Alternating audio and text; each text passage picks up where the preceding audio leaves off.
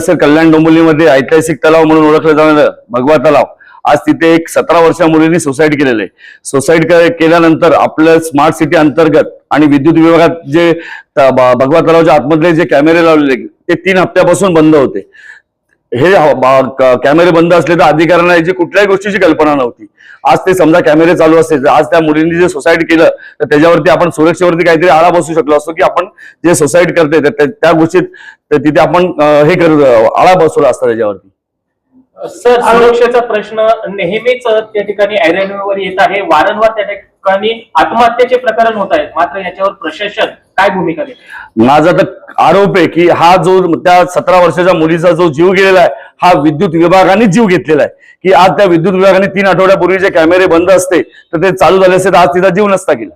तुम्ही सांगा गणेशजी, केडीएमसीच्या हॉस्पिटलमध्ये सुरक्षा रक्षक असताना एक नगरसेवक मारहाण करतो.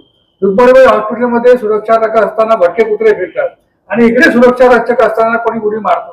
म्हणजे जे पेमेंट देतो सुरक्षा रक्षकांना आपण, तर कोणाला देतो आणि काय कशासाठी देतो याचा विचार न करता. सर्वात प्रथम भगवा तलाव हा आपण एक ठेकेदाराला चालवायला दिलेला आहे. तर त्याचं पण काम होतं की आपण सुरक्षा रक्षक व्यवस्थित आहेत की नाही, कॅमेरे चालू आहेत की नाही हे बघण्याचं. पण त्यांनी कुठल्याही परीक्षेत गोष्टी त्या बघितलेल्या नाहीयेत. भूमिका काय असेल तुमची आता याच्या पुढे? भूमिका ही तीव्र असेल की सर्वात प्रथम कल्याण डोंबिवली स्मार्ट सिटी अंतर्गत जे कॅमेरे लागले त्यातले 50% कॅमेरे बंद आहेत. दुसरा मुद्दा, जिथे जिथे गार्डन्स आहेत, तलाव आहेत, हॉस्पिटल आहेत, तर त्याचे कॅमेरे सर्वात पहिले आम्ही जाऊन स्वतः चेक करणार की ते चालू आहेत की नाही. ते चालू नसेल तर आम्ही याला प्रशासनाला याचा जाब विचारणार. एक लोकप्रतिनिधी म्हणून आपली खो-खो होते. वारंवार अधिकारी या अधिकाऱ्यांकडून दुसऱ्या अधिकाऱ्यांकडे आपल्याला पाठवलं जात होतं. या संदर्भात काय सांगा? सकाळपासून स्मार्ट सिटीकडे जातो, स्मार्ट सिटी सांगते की विद्युत विभागात, म्हणजे एक प्रकारचा अधिकारी स्वतःचं काम हे झटकतायत, अंग झटकण्याचं काम करतायत आणि त्याच्यामुळे नागरिक हे वाऱ्यावरती.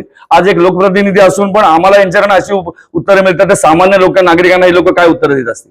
थँक्यू.